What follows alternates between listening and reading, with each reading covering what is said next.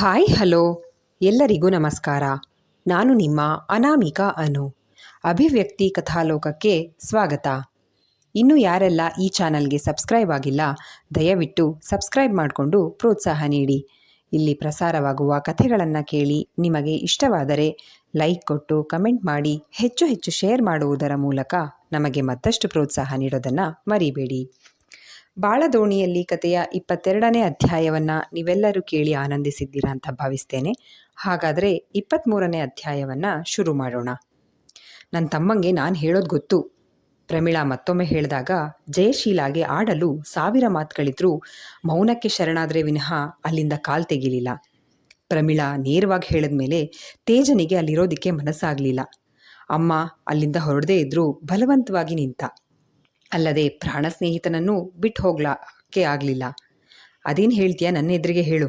ನಿನ್ನಲ್ಲಿ ಸುಳ್ಳಿಲ್ಲ ಅಂದಮೇಲೆ ಎಲ್ಲರನ್ನು ಕಳಿಸಿ ಮುಚ್ಚುಮರೆ ಮಾಡಿ ಹೇಳೋ ಅಂಥದ್ದೇನಿದೆ ಎಂದರು ಜಯಶೀಲ. ಈಗೇನು ನಿನ್ನ ಹೆದರಿಗೆ ಹೇಳ್ಬೇಕು ತಾನೇ? ಎಷ್ಟು ವರ್ಷದಿಂದ ಕಾಯ್ತಿದ್ದೆ ಈ ದಿನಕ್ಕೋಸ್ಕರ.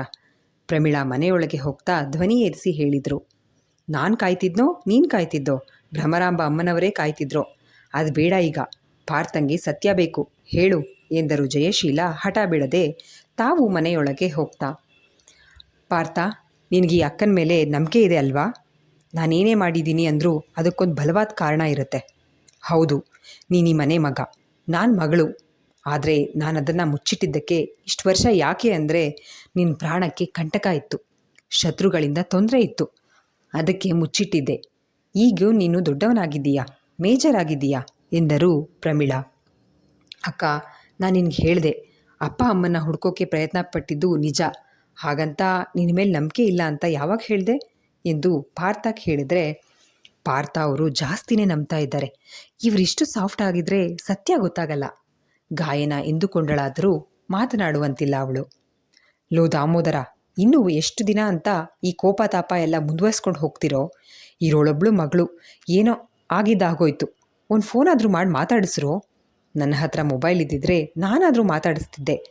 ಸರ್ವಮ್ಮನಿಗೆ ಈಗೀಗ ಮೊಮ್ಮಗಳದ್ದೇ ಧ್ಯಾನ. ಸೊಸೆ ಎಷ್ಟು ಬೈದರೂ ಮೂದಲಿಸಿದರೂ ಬಿಡ್ತಾ ಇಲ್ಲ. ದಾಮೋದರರಿಗೂ ಮಗಳು ನೆನಪಾಗ್ತಾಳೆ. ಆದರೆ ಮರ್ಯಾದೆ ಕಳೆದು ಹೋದ್ಲಲ್ಲ ಅನ್ನೋ ಬೇಸರ. ಸರಿ ತಪ್ಪುಗಳ ಪರಾಮರ್ಶೆ ಬೇಕಿಲ್ಲ ಅವರಿಗೆ. 4 ಜನ ಕಂಡ ಮೇಲೆ ಅದೇ ಸತ್ಯ. ಜನರ ಬಾಯ ಮುಂದೆ ಮಗಳ ಗುಣ ಎಂಥದ್ದು ಅನ್ನೋದನ್ನು ಮರ್ತೇ ಹೋಗಿದ್ರು. ಸುಲೋಚನಾಗೆ ಮಗಳು ನೆನಪಾದ್ರೂ ತಮ್ಮನ ಭಯ. ತಲೆ ಮೇಲೆ ಇರುವ ಸೂರು ಕೈ ತಪ್ಪು ಹೋದರೆ ಎಲ್ಲಿ ಹೋಗೋದು? ಮಗಳೇನೋ ಹೋದ್ಲು, ಉಳಿದವರ ಗತಿ ಎಂದು ಚಿಂತಿಸುತ್ತಿದ್ರು. ಹೀಗಿರುವಾಗಲೇ ಗಿರೀಶನ ಕಾಸಾ ಭಂಟರಾದ ನಿಂಗ ಸಿದ್ಧ ಬರುವರು. ಬರಿಗೈಲಿ ಬರದೆ ಮಹತ್ತರವಾದ ಸುದ್ದಿಯೊಂದನ್ನು ಹೊತ್ತೆ ತಂದರು. ಗಿರೀಶಣ್ಣ ಗಿರೀಶಣ್ಣ ಎಂದು ಏದುರಿಸಿನಿಂದ ಕೂಗುತ್ತಾ ಬಂದರು. ಯಾಕ್ರೋ ಎಂದ ಗಿರೀಶ ನಡುಮನೆಯಲ್ಲಿ ಕುಳಿತಿದ್ದ. ಸುಲೋಚನಾ, ದಾಮೋದರ, ಸರ್ವಮ್ಮ ಕೂಡ ಅಲ್ಲೇ ಕುಳಿತಿದ್ರು. ಅವನು ಬಂದಿದ್ದಾನೆ, ಮತ್ತೆ ಅವನು ಬೇರೆ ಯಾರೂ ಅಲ್ವಂತೆ ಎಂದು ಅರ್ಥವಾಗದೆ ಇರೋ ಹಾಗೆ ಹೇಳಿದಾಗ, ಅಯ್ಯೋ ದ್ರಾಬೆ ಮುಂಡೆವೆ, ಅವನು ಅಂದರೆ ಯಾರು? ಅವನಿಗೆ ಹೆಸರಿಲ್ವಾ ಎಂದರು ಸರ್ವಮ್ಮ. ಅಜ್ಜಿ, ಅವನೇ ಗಾಯನನ ಮದುವೆ ಆದ್ನಲ್ಲ ಅವನು. ಅದೇ ಗಿರಿಯ ಶ್ರೀಕಂಠ ಆಚಾರ್ಯರು ಅಂತ ಇದ್ದಾರಲ್ಲ, ಅವ್ರ ಮಗ ಅಂತೆ ಅವನು. ಅವ್ರ ಅಕ್ಕ ಭಾವ ಎಲ್ಲ ಬಂದಿದ್ದಾರೆ ಎಂದು ವಿಷಯವನ್ನು ಅರುಹಿದಾಗ, ಏನು ಶ್ರೀಕಂಠಾಚಾರ್ಯರು ಮಗನಾ? ಆಶ್ಚರ್ಯದಿಂದ ಕೇಳಿದ್ರು ಎಲ್ಲರೂ. ಬ್ರಹ್ಮಗಿರಿಯ ಸುತ್ತಮುತ್ತಲಿನ 10 ಗ್ರಾಮದ ಈಗಿನ ಮಕ್ಕಳಿಗೂ ಕೂಡ ಆಚಾರ್ಯರ ಮನೆ ಪರಿಚಯ ಇತ್ತು. ಅಮ್ಮನವರ ದೇವಸ್ಥಾನದ ಇತಿಹಾಸ ಹೇಳುವಾಗ ಮೊದಲು ಬರುತ್ತಿದ್ದುದೇ ಶ್ಯಾಮಸುಂದರರ ಹೆಸರು. ಸರ್ವಮ್ಮನಿಗೆ ಮೊಮ್ಮಗಳು ದೇವರ ಮನೆಗೆ ಸೊಸೆಯಾಗಿದ್ದಾಳೆ. ಶ್ರೀಕಂಠಾಚಾರ್ಯರ ನಂತರ ಮುಂದುವರಿಸ್ಕೊಂಡು ಹೋಗೋದು ಅವರ ಮಗನೇ ಕರ್ತವ್ಯ. ಅಮ್ಮನವರ ಪರಮ ಭಕ್ತೆಯಾಗಿದ್ದಕ್ಕೆ ಮೊಮ್ಮಗಳಿಗೆ ಎಂಥ ಸೌಭಾಗ್ಯ ಕರುಣಿಸಿದ್ರು ಎಂದು ಸಂತೋಷ ವ್ಯಕ್ತಪಡಿಸಿದ್ರೆ, ದಾಮೋದರರಿಗೆ ಯಾವುದನ್ನು ಅರಗಿಸಿಕೊಳ್ಳಲಾಗದ ಪರಿಸ್ಥಿತಿ, ಕನಸೋ ನನಸೋ ಎಂಬ ಸ್ಥಿತಿ. ಸುಲೋಚನಾಗೆ ಆಚಾರ್ಯರ ಮಗಳು ಬಂದಿದ್ದಾರೆ ಎಂದಿದ್ದೇ ಪ್ರಮೀಳಾ ನೆನಪಾಗಿತ್ತು. ಪ್ರಮೀಳಾ ಮೇಲ್ನೋಟಕ್ಕೆ ಕಾಣುವಷ್ಟು ಮೃದುವಲ್ಲ. ಅವಳೊಳಗಿರುವ ಮೃಗವನ್ನು ಕಂಡವರು ಸುಲೋಚನಾ. ಅವನು ಯಾವ ದೊಣ್ಣೆ ನಾಯಕನನ ಆಗಿರಲಿ, ಬರಲಿ, ಅವನ ತಲೆ ಕಡ್ದು ಎಳ್ಕಂಡು ಬರೋಣ ಬುರ್ರುಲ್ಲ ಎಂದು ಮೇಲೆದ್ದ ಗಿರೀಶ ಕಾಲೀಗ ಸ್ವಲ್ಪ ಗುಣವಾಗಿತ್ತು. ಗಿರಿ, ಬ್ಯಾಡ ಕಣೋ, ಆಚಾರ್ಯರು ಮನೆ ತಂಟೆಗೆ ಹೋಗಬೇಡ. ಅವ್ರ ಮನೆ ಸುದ್ದಿಗೆ ಹೋದರೆ ಇಡೀ ಊರೇ ಗುಂಪು ಕಟ್ಕೊಂಡು ಬರುತ್ತೆ. ಆಚಾರ್ಯರು ಅಂದರೆ ಸಾಮಾನ್ಯದವರಲ್ಲ. ಗಾಯಿನ ಅಲ್ಲಿ ಬಿಡೋದು ಬೇಡ ಯಾವುದೇ ಕಾರಣಕ್ಕೂ. ಆದರೆ ನಿನ್ನಂಗೆ ಅಲ್ಲ, ಒಳ್ಳೆತನದಿಂದ ಕರ್ಕೊಂಡು ಬರಬೇಕು ಎಂದರು ಸುಲೋಚನಾ. ಮುಖದಲ್ಲಿ ಭಯ ಎದ್ದು ಕಾಣಿಸ್ತಿತ್ತು. ನೀನು ಯಾಕೆ ಆಚಾರ್ಯ ಮನೆ ಹೆಸರು ಹೇಳಿದ್ರೆ ಗರ ಬಡ್ದವಳಂಗೆ ಆಡ್ತಿದೀಯಾ? ಸರ್ವಮ್ಮ ಸೊಸೆ ಮುಖದಲ್ಲಾದ ಬದಲಾವಣೆ ನೋಡಿ ಕೇಳಿದ್ರು. ಓಯ್ ನೀವೋಗ್ರೋ, ಗಿರಿ ಎಲ್ಲಿಗೂ ಬರಲ್ಲ ಎಂದು ಸುಲೋಚನಾ ನಿಂಗ ಮತ್ತೆ ಸಿದ್ಧನನ್ನ ಕಳಿಸಿದ್ರು. ಅಕ್ಕ ತನ್ನ ಪರವಾಗಿದ್ದಾಳೆ ಅಂತ ಗಿರೀಶ ಸುಮ್ಮನೆ ಆದ. ಆಚಾರ್ಯ ಮನೆ ಬಾಗ್ಲು ತೆಗ್ದಿದ್ಕೆ ಅನ್ಸುತ್ತೆ. ಗರ್ಭಗುಡಿ ಬಾಗ್ಲಾಕಂಡು ಒಳಗಡೆ ಗಂಟೆ ಶಬ್ದ ಕೇಳ್ತಿರೋದು. ಅವನವರು ಏನಾದರೂ ಕೋಪ ಮಾಡ್ಕೊಂಡಿದ್ದಾರೋ ಏನೋ. ದೇವಸ್ಥಾನದ ಹೊರಗೆ ಜಮೆಯಾಗಿದ್ದವರಲ್ಲಿ ಒಬ್ಬ ಹೇಳಿದ್ದ. ಬಿಡ್ತು ಅನ್ನು, ಎಂತ ಮಾತಾಡ್ತೀಯ? ಆಚಾರ್ಯ ಮನೆ ಬಾಗ್ಲು ತೆಗ್ದಿರೋದು ಅಮ್ಮನವರಿಗೆ ಸಂತೋಷ ಆಗಿದೆ. ಈ ವರ್ಷ ಜಾತ್ರೆಯಲ್ಲಿ ಅಮ್ಮನವರ ಮುಖದಲ್ಲಿ ಕಳೆನೇ ಇರಲಿಲ್ಲ. ಅವರು ಹೊರಗಡೆ ಬಂದ ಕೂಡಲೇ ಕರೆಸ್ಕೊಂಡ್ರು. ಅಮ್ಮ ತಾಯಿ, ನಿನ್ನ ಶಕ್ತಿ ದೃಷ್ಟಿಕೋನ ತುಂಬ ವಿಶಾಲವಾದದ್ದು. ಗರ್ಭಗುಡಿಯ ಮುಂದೆ ನಿಂತು ಮಂತ್ರಾರ್ಚನೆ ಮಾಡ್ತಾ ಇದ್ದ ಅರ್ಚಕರು ಹೇಳಿದ್ರು. ಹೌದು, ಅವ್ರು ಮನ್ಸು ಮಾಡ್ದದೆ ಯಾವುದಾದ್ರೂ ಸರಿ. ಇಷ್ಟೊತ್ತಿನ ಕೆಲಸ, ಯಾವ ಸ್ವರ್ಣಗಳಿಗೆಗೋಸ್ಕರ ಕಾಯ್ತಿದ್ರೋ ಇಷ್ಟು ವರ್ಷ. ಮತ್ತೊಬ್ಬರು ಹೇಳಿದರು. ಆಚಾರ್ಯ ಮಗ ಬೇರೆ ಯಾರೂ ಅಲ್ಲ. ಈ ವರ್ಷ ಅಮ್ಮನವರ ಬೆಳಕು ಬೀಳ್ತಲ್ಲ, ಆ ಹುಡುಗಾನೆ. ಅದೇ ಸೋಮಲಾಪುರದ ದಾಮೋದರ ಪ್ರಮಿಳಾ ಮಗಳನ್ನ ಪಾರವನ್ ಗುಡಿಸ್ಲಲ್ಲಿ ಮದುವೆ ಆದ್ನಲ್ಲ, ಅವನೇ ನೋಡಿ. ಅಮ್ಮನವರಿಗೆ ಗೊತ್ತಾಗಿನೇ ಆ ಹುಡುಗನ ಮೇಲೆ ಬೆಳಕು ಚೆಲ್ಲಿದ್ದಾರೆ. ಇನ್ನೊಬ್ಬರು ನುಡಿದರು. ದಾಮೋದರನ ಮಗಳು ಅಷ್ಟೇ, ಚಿಕ್ಕ ವಯಸ್ಸಿಂದ ಅಮ್ಮನವರು ಅಂದರೆ ಅಷ್ಟು ಭಕ್ತಿ. ಅದಕ್ಕೆ ವಿಧಿ ಸಂಕಲ್ಪ ಎಂಥ ಮನೆಗೆ ಸೊಸೆ ಆಗೋ ಹಾಗೆ ಮಾಡಿದ್ದಾರೆ. ಅಮ್ಮನವರ ಚಿತ್ತ ಅವ್ರಿಗಷ್ಟೇ ಗೊತ್ತು. ಆಚಾರ್ಯ ಮಗ ಬಂದಾಯ್ತಲ್ಲ, ದೇವಸ್ಥಾನದ ಜವಾಬ್ದಾರಿ ವಹಿಸ್ಕೊಡೋದಾ? ಹಿರಿಯರೊಬ್ಬರು ಕೇಳಿದರು. ಅದೆಂಗೆ ದಿಢೀರಂತ ಕೊಡೋಕ್ಕಾಗತ್ತೆ? ಅವ್ರು ಹೇಗೆ ಬೆಳೆದಿದ್ದಾರೋ ಏನೋ. ಆಚಾರ್ಯರಂತೆ ಕಲಿಬಾರ್ದಾ? ಜ್ಞಾನವಿಲ್ಲದ ವಂಶ ಪಾರಂಪರ್ಯವಾಗಿ ಕೊಟ್ಟು ಏನಾದರೂ ಅಪಪ್ರಚಾರ ಆದರೆ? ಅವ್ರ ಕುಟುಂಬದೊಳಗೆ ಏನೋ ಅಸಮಾಧಾನ ಇದೆ. 2 ದಿನ ಸಮಯ ಕೊಡೋಣ, ಮಾತಾಡಿ ಬಗೆಹರಿಸ್ಕೊಳ್ಳಿ. ಆಮೇಲೆ ಈ ವಿಷಯವಾಗಿ ಪಂಚಾಯಿತಿ ಕರೆದು ಮಾತಾಡೋಣ. ಮತ್ತೊಬ್ಬರು ಹೇಳಿದರು. ಹೌದು, ಆಚಾರ್ಯ ಮಗಂಗೆ ಇಲ್ಲಿನ ಬಗ್ಗೆ ಏನೂ ಗೊತ್ತಿಲ್ಲ ಅನಿಸುತ್ತೆ. ಮುಖ ನೋಡಿದ್ರೆ ಗೊತ್ತಿದ್ರೆ ಜಾತ್ರೆಗೆ ಬಂದಾಗ ಯಾಕೆ ಯಾರೂ ಇದ್ದಂಗೆ ಇದ್ದು ಹೋಗ್ತಿದ್ದ ಎಂದರು ಇನ್ನೊಬ್ಬರು. ಹಾಗೆ ಈ ಸರ್ತಿ ಅವ್ರ ಊರು ಬಿಟ್ಟು ಹೋಗದೇ ಇರೋ ಹಾಗೆ ಕಾವಲಿರಿ, ಮತ್ತೊಬ್ಬರು ಹೇಳಿದರು. ಹೀಗೆ ಒಬ್ಬೊಬ್ಬರು ಒಂದೊಂದು ಮಾತನಾಡ್ತಾ ಇರುವಾಗಲೇ ಹುತ್ತದೊಳಗಿನಿಂದ ಬಂದ ಸರ್ಪ ಜನಗಳ ಮಧ್ಯೆ ಸರಿದು ಹೋಗಿ ಗರ್ಭಗುಡಿಯ ಒಳ ಸೇರಿತ್ತು. ಇಷ್ಟು ದಿನ ಅಮ್ಮನವರು ವಹಿಸಿದ್ದ ಕಾರ್ಯವನ್ನು ಯಾವುದೇ ಲೋಪವಿಲ್ಲದೆ ನೆರವೇರಿಸಿ ಶಿವನ ಮುಂದೆ ನಂದಿಯಂತೆ ಅಮ್ಮನವರ ಮುಂದೆ ಹೆಡೆ ಎತ್ತಿ ನಿಂತಿತ್ತು. ಹೊರಗೆ ಎಲ್ಲರೂ ಶ್ಯಾಮಸುಂದರ ಆಚಾರ್ಯರ, ಶ್ರೀಕಂಠ ಆಚಾರ್ಯರ ಕರ್ತವ್ಯಗಳ ಗುಣಗಾನ ಮಾಡ್ತಾ ಅಗಲಿದ ಹಿರಿಯ ಚೇತನಗಳನ್ನು ಸ್ಮರಿಸ್ತಾ ಇದ್ರು. ಆಚಾರ್ಯರ ಮನೆ ಹಳೆಯದಾಗಿದ್ದರೂ ವೈಭವವನ್ನು ನೋಡಿ, ಮನೇನೇ ಇಷ್ಟು ದೊಡ್ಡದಿದೆ ಅಂದರೆ ತುಂಬ ಶ್ರೀಮಂತರೇ ಇರಬೇಕು. ಅಮ್ಮ ಯಾಕೆ ಇಷ್ಟೆಲ್ಲ ಶ್ರೀಮಂತಿಕೆ ಬಿಟ್ಟು ಇಷ್ಟು ವರ್ಷ ಮಿಡಲ್ ಕ್ಲಾಸ್ ಜೀವನ ಮಾಡಿಕೊಂಡು ಕಷ್ಟಪಟ್ಟರು? ನಾನು ಪಾರ್ಥನ ಮದುವೆ ಆಗಲ್ಲ ಅಂದ ಕೂಡಲೇ ನನ್ನ ಇಲ್ಲಿಗೆ ಕರ್ಕೊಂಡು ಬಂದರು. ಅಂದರೆ ನನಗೆ ಪಾರ್ಥ ಇಷ್ಟು ವರ್ಷ ಇಷ್ಟು ಶ್ರೀಮಂತ ಅಂತ ತೋರಿಸೋದಕ್ಕ? ಪಾರ್ಥನ ಮದುವೆ ಆದರೆ ಇಷ್ಟೆಲ್ಲ ಶ್ರೀಮಂತಿಕೆ ನಿನ್ನದಾಗುತ್ತೆ ಅಂತ ಅರ್ಥ ಮಾಡಿಸೋದಕ್ಕ? ಎಸ್, ಅಮ್ಮನ ಲೆಕ್ಕಾಚಾರ ಇದೆ. ಅದಕ್ಕೋಸ್ಕರನೇ ಪಾರ್ಥನ ಜೊತೆ ನನ್ನ ಮದುವೆ ಮಾಡಲೇಬೇಕು ಅಂತ ಅಮ್ಮ ಅಷ್ಟು ಹಠ ಮಾಡಿದ್ದು. ಆದರೆ ಎಲ್ಲ ಇದ್ದು ಏನೂ ಇಲ್ದಂಗೆ ಇಷ್ಟು ವರ್ಷ ಯಾಕಿದ್ಲು? ನಮ್ಮಿಂದ ಸತ್ಯ ಮುಚ್ಚಿಟ್ಟು? ಆ ಸತ್ಯ ಏನಂತ ಅಮ್ಮ ಬಾಯಿ ಬಿಡಬೇಕು. ಗಾಯಿ ನನ್ನ ಹತ್ರನೂ ಸುಳ್ಳು ಹೇಳಿ ಪಾರ್ಥನ ಜೊತೆ ಬಂದ್ಲಾ? ಅಪ್ಪ ಅಮ್ಮನ ಹುಡುಕ್ತಾ ಇರೋದನ್ನು ನನ್ನ ಹತ್ರನೂ ಇಬ್ಬರು ಹೇಳಲಿಲ್ಲ ಅಂದರೆ ನನ್ನ ಮೇಲೂ ನಂಬಿಕೆ ಇರಲಿಲ್ವಾ? ಅಪ್ಪ ಅಮ್ಮನೂ ನನ್ನಿಂದ ಎಲ್ಲ ಮುಚ್ಚಿಟ್ರು, ಪಾರ್ಥ ಗಾಯಿನೂ ಮುಚ್ಚಿಟ್ರು. ಅಂದರೆ ಯಾರಿಗೂ ನನ್ನ ಮೇಲೆ ನಂಬಿಕೆನೇ ಇರಲಿಲ್ವಾ? ಸ್ವರ್ಣ ಒಳಗೊಳಗೆ ಯೋಚನೆ ಮಾಡ್ತಾ ಇದ್ಲು. ಹೇಳ್ತೀನಿ ಪಾರ್ಥ, ನಿಮ್ಮ ಅಕ್ಕ ಏನು ಸುಳ್ಳಿಯಲ್ಲ, ಎಲ್ಲ ನಿನಗೋಸ್ಕರನೇ ಮಾಡಿದ್ದು ಎಂದು ಪ್ರಮಿಳಾ ಹೇಳಲು ಶುರು ಮಾಡಿದರು. ನಮ್ಮಜ್ಜ ಶ್ಯಾಮಸುಂದರ ಆಚಾರ್ಯರು, ಅಪ್ಪ ಶ್ರೀಕಂಠಾಚಾರ್ಯರು, ಅಮ್ಮ ಭಾಗೀರಥಿ. ಊರಲ್ಲಿ ತುಂಬ ಗೌರವಾನ್ವಿತ ಕುಟುಂಬ ನಮ್ಮದು. ಆಯುರ್ವೇದ ಪಂಡಿತರೂ ಹೌದು. ನಮ್ಮ ಅಪ್ಪ ಅಮ್ಮಂಗೆ 2 ಮಕ್ಕಳು, ನಾನು ನನ್ನಣ್ಣ ಅರ್ಜುನ. ಅಣ್ಣ ಥೇಟ್ ಅಪ್ಪನ ಹಾಗೇನೆ ವೈದ್ಯನ ಕಲಿತಿದ್ದ. ನಾರಾಯಣ ನಿಮ್ಮ ಭಾವ ನಮ್ಮನೇಲಿ ಡ್ರೈವರ್ ಆಗಿದ್ದವರು. ಅಲ್ಲೋಡು, ಅಲ್ಲಿ ಕಾಣಿಸ್ತಿದ್ಯಲ್ಲ ಬಿಳಿ ಬಣ್ಣದ ಅಂಬಾಸಿಡರ್ ಕಾರು, ಅದರಲ್ಲೇ ಅಜ್ಜ ಅಪ್ಪ ಗತ್ತಿನಿಂದ ಓಡಾಡ್ತಾ ಇದ್ದದ್ದು. ಆ ಕಾಲದಲ್ಲೇ ಮನೇಲಿ ಕಾರಿತ್ತು ಅಂದರೆ ನಾವೆಷ್ಟು ಶ್ರೀಮಂತರು ಅನ್ನೋದನ್ನು ಲೆಕ್ಕ ಹಾಕು. ಇಡೀ ಊರೇ ಗೌರವದಿಂದ ಕಾಣ್ತಾ ಇದ್ರು ನಮ್ಮನ್ನು. ದೇವಸ್ಥಾನದಲ್ಲಿ ವಿಶೇಷ ಗೌರವ, ಮುಂದಾಳತ್ವ ಎಲ್ಲ ಇತ್ತು. ಅವತ್ತು ಪರೀಕ್ಷೆ ಮುಗಿದು ಬಂದಮೇಲೆ ನಾಣಿ ಹತ್ರ ಪ್ರೀತಿ ಹೇಳ್ಕೋಬೇಕು ಅಂತಾನೆ ಕರ್ಕೊಂಡು ಹೋದೆ. ಇಂಡೈರೆಕ್ಟಾಗಿ ಹೇಳೋಕೆ ಪ್ರಯತ್ನ ಪಟ್ಟೆ. ನಾಣಿಗೆ ಅರ್ಥ ಆದರೂ ಅರ್ಥ ಆಗದವನ ಹಾಗೇ ಇದ್ದ. ಅವನ ಸ್ವಾಮಿ ನಿಷ್ಠೆ ಅಂಥದ್ದು. ನಾನು PUC ಮುಗಿಸಿ ಡಿಗ್ರಿಗೆ ಅಂತ ಮೈಸೂರು ವಿಶ್ವವಿದ್ಯಾನಿಲಯ ಸೇರಿಕೊಂಡೆ. ಅಣ್ಣ ಕೂಡ PUCಲಿ 2 ವರ್ಷ ಫೇಲ್ ಆಗಿ ನನ್ನ ಜೊತೆನೇ ಸೇರಿಕೊಂಡ. ಮೈಸೂರು ಇಲ್ಲಿಂದ ತುಂಬ ದೂರ ಏನಿರಲಿಲ್ಲ.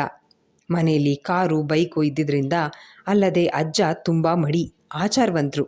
ಅದಕ್ಕೋಸ್ಕರ ಹಾಸ್ಟೆಲ್ನಲ್ಲಿ ಇರಿಸೋದಕ್ಕೆ ಒಪ್ಕೊಳ್ಳಲಿಲ್ಲ. ನಾಣಿದ್ ಕರ್ಕೊಂಡು ಹೋಗಿ ಬರೋನು ಡೈಲಿ.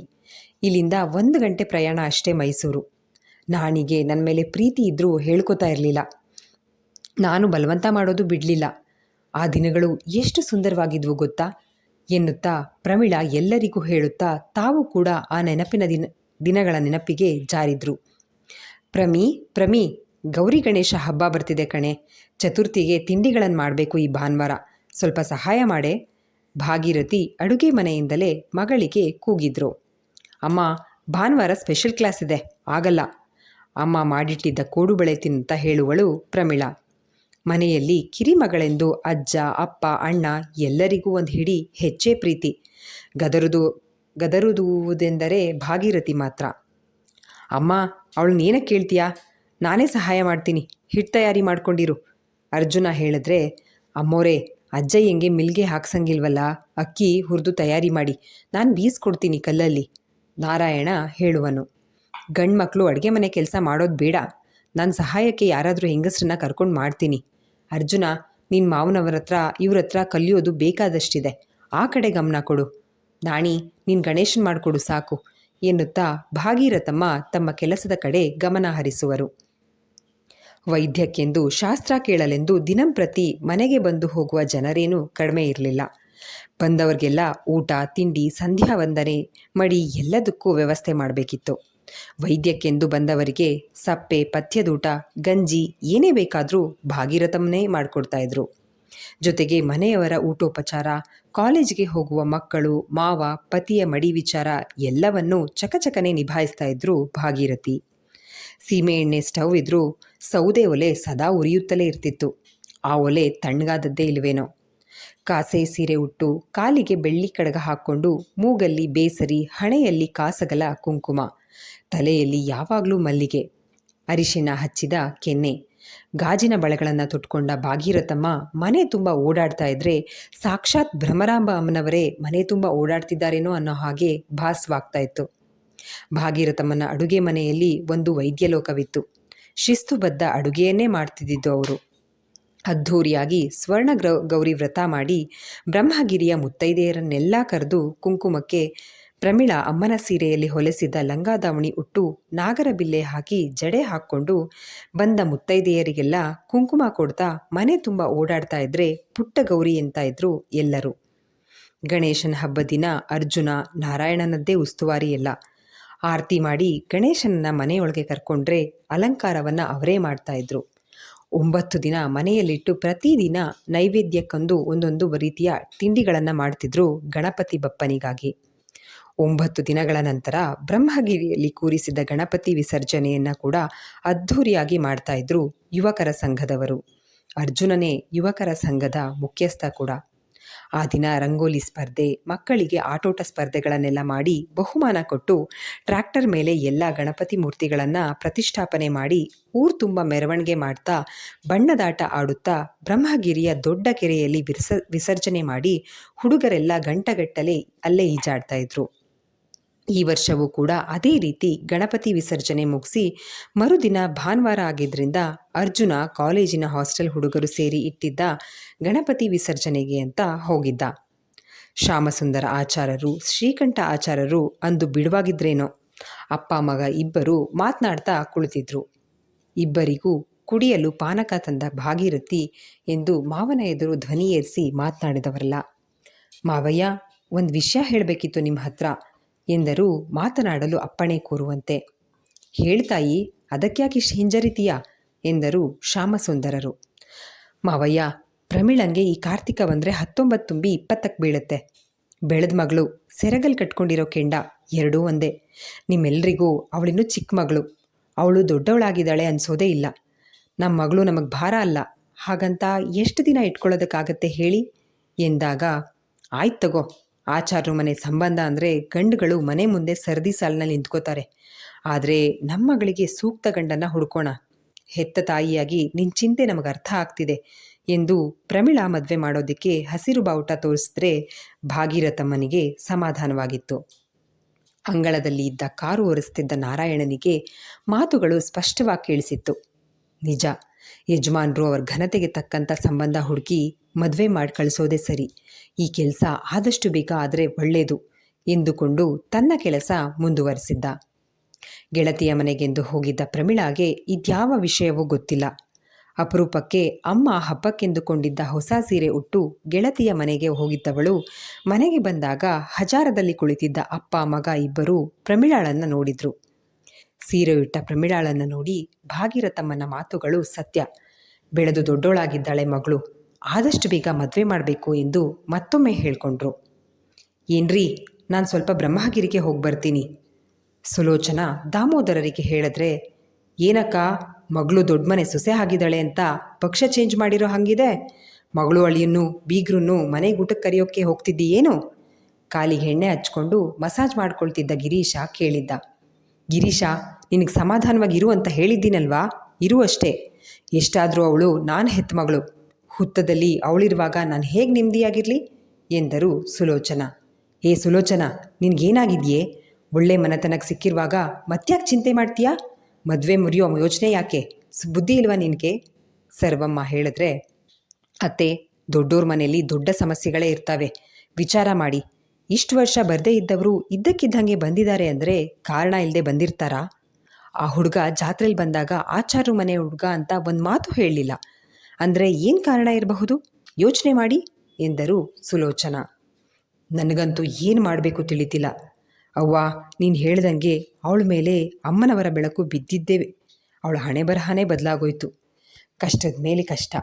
ಇನ್ನೂ ಅದೆಷ್ಟು ಪರೀಕ್ಷೆಗಳು ಎದುರಿಸ್ಬೇಕೋ. ಮಗಳ ಕಷ್ಟ ನೆನೆಯುತ್ತಾ ದಾಮೋದರ ಹೇಳಿದರು. ನೀವು ಚಿಂತೆ ಮಾಡ್ಕೊಂಡು ಕೂತೀರಿ, ನಾನು ಹೋಗಿ ಬರ್ತೀನಿ ಎಂದು ಸುಲೋಚನಾ ಹೊರಟು